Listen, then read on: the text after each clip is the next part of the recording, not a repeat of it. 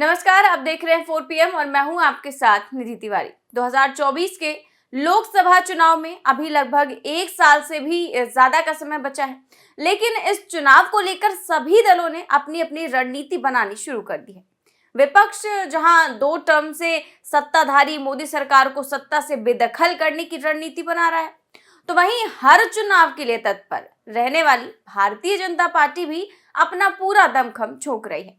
2024 को लेकर बिहार का सियासी पारा भी लगातार बढ़ा हुआ है। एक ओर मुख्यमंत्री नीतीश कुमार और उप मुख्यमंत्री तेजस्वी यादव लगातार गठबंधन को मजबूत करने और भाजपा को घेरने की रणनीति बना रहे हैं, तो वहीं दूसरी ओर बिहार में अपनी स्थिति को खतरे में देखते हुए भाजपा भी बिहार में खासा जोर लगा रही है, क्योंकि लोकसभा चुनाव में यूपी के बाद बिहार का एक बड़ा योगदान रहता है।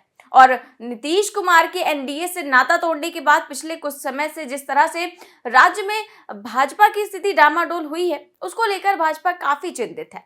नीतीश कुमार तेजस्वी यादव की अगुवाई में महागठबंधन 2024 को लेकर राजनीतिक ताना बाना बुनने में लग गया है। 24 की रणनीति की ही एक झलक देखने को मिली कल बिहार सरकार द्वारा पेश किए गए बजट में। इस बजट के जरिए नीतीश कुमार और तेजस्वी यादव द्वारा 2024 को साधने का प्रयास किया गया। महागठबंधन ने बजट के जरिए रोजगार, किसान, महिलाओं और जातीय जनगणना पर फोकस कर बीजेपी को बिहार में घेरने का एजेंडा सेट करने की कोशिश की है। नीतीश कुमार की अगुवाई वाली महागठबंधन सरकार ने पिछले साल की तुलना में इस बार बजट में भारी बढ़ोतरी की है। इस बजट के जरिए लोकसभा चुनाव और उसके अगले साल होने वाले विधानसभा चुनावों को भी साधने का प्रयास किया गया है।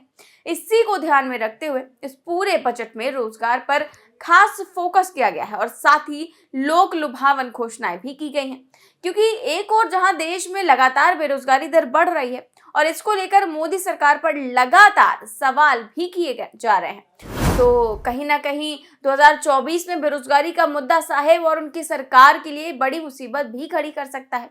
ऐसे में गठबंधन सरकार ने रोजगार पर फोकस कर एक बड़ा दांव खेला है। बजट में वित्त मंत्री ने युवा शक्ति बिहार की शक्ति है का नारा देते हुए कहा कि राज्य में 32% आबादी युवाओं की है। इस नारे के साथ महागठबंधन सरकार ने 10 लाख युवाओं को रोजगार देने की योजना बनाई है।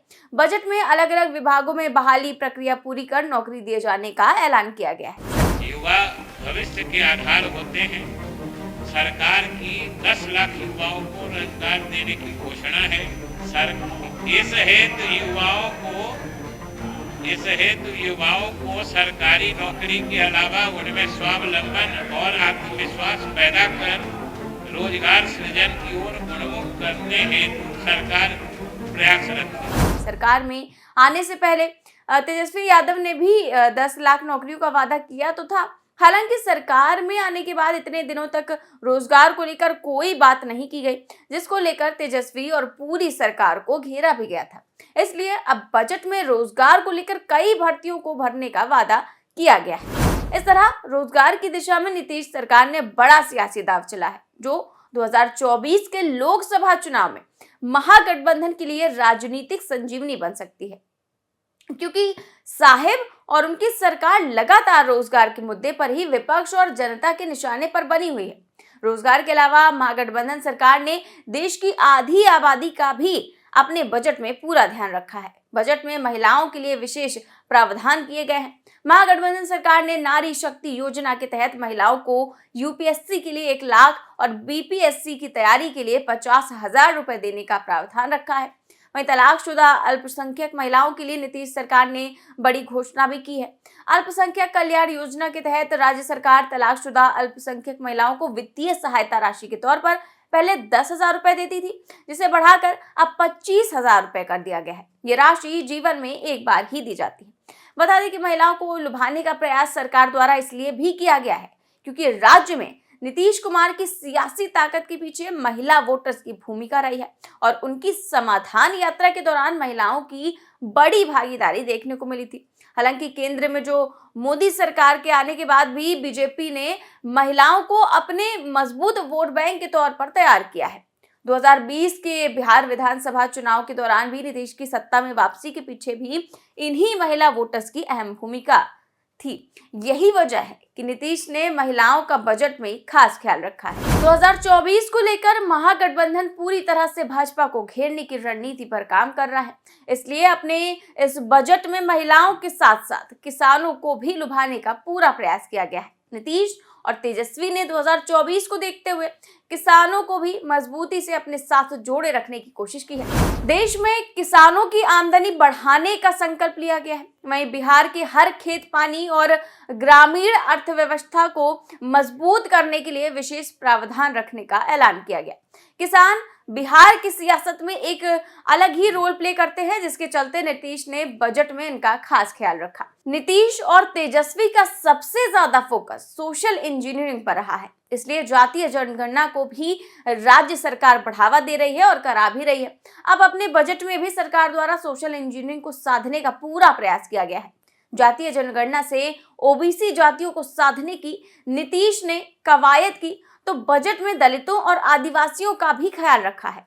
फिलहाल 2024 को लेकर नीतीश कुमार लगातार साहेब और उनकी सरकार को घेरने का प्लान बना रहे हैं। नीतीश अपनी तरफ से कोई भी कसर छोड़ना नहीं चाहते हैं। वो एनडीए से नाता तोड़ने के बाद दिल्ली में कई राजनीतिक दलों के प्रमुख नेताओं से मुलाकात कर चुके हैं। उसके बाद अभी हाल ही में उन्होंने एक मंच से कांग्रेस नेता की मौजूदगी में साफ शब्दों में कहा था कि 2024 में भाजपा को सत्ता से बेदखल करने के लिए गठबंधन को लेकर आपको जल्द ही कोई फैसला करना होगा।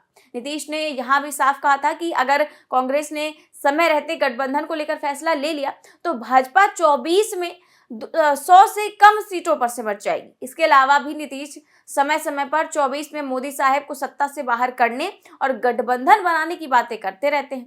अब इसके पीछे नीतीश की मंशा वाकई में सिर्फ भाजपा को सत्ता से हटाने की है या फिर खुद गठबंधन का चेहरा बनकर देश की गद्दी पर बैठने की। हालांकि नीतीश कई बार ये कह चुके हैं कि वो पीएम नहीं बनना चाह रहे हैं, लेकिन असल मंशा क्या है इससे तो सभी भली भांति वाकिफ हैं। फिलहाल नीतीश अपनी तरफ से साहेब और उनकी सरकार के लिए लगातार मुसीबतें खड़ी कर रहे हैं और 2024 में सत्ता से बाहर करने का प्लान भी बना रहे हैं। अब आगे क्या होगा ये तो वक्त ही बताएगा। फिलहाल इस खबर में बस इतना ही। देश और दुनिया की तमाम बड़ी खबरें जानने के लिए देखते रहिए 4PM न्यूज नेटवर्क। नमस्कार।